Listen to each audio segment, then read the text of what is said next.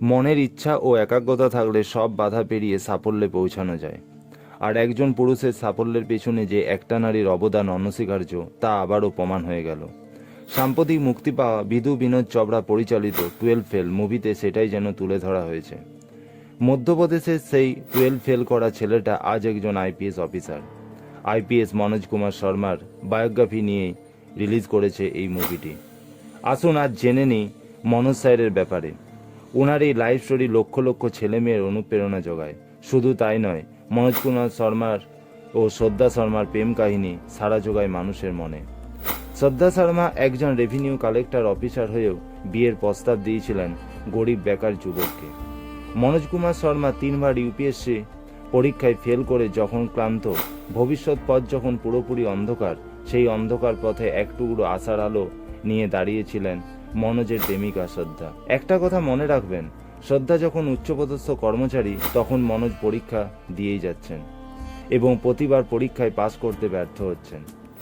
বর্তমান দিনে ছেলে ভালো কাজ না করলে কোনো মেয়েই পাত্তা দেয় না। সেই দিক থেকে শ্রদ্ধা কিন্তু মনোজের হাতটা শক্ত করে ধরে রেখেছিলেন এবং পরীক্ষার আগে শ্রদ্ধা মনোজের কানে কানে বলেছিলেন, পরীক্ষায় পাস না করলেও আমি তোমাকেই ভালোবাসি এবং তোমাকেই বিয়ে করতে চাই। হয়তো এই ভরসাটাই মনোজকে অনেকটা ধাপ এগিয়ে নিয়ে গিয়েছিল। আজকের দিনে এই ভরসাটাই কটা মেয়ে দিতে পারে। শ্রদ্ধা শর্মা এত বড় একটা কথা একজন অটো চালককে দিয়েছিলেন, কিন্তু কি জানেন তো, শ্রদ্ধা শর্মার সাথে অটো চালকের বিয়ে হয়নি, বিয়ে হয়েছিল আইপিএস অফিসার মনোজ কুমার শর্মার।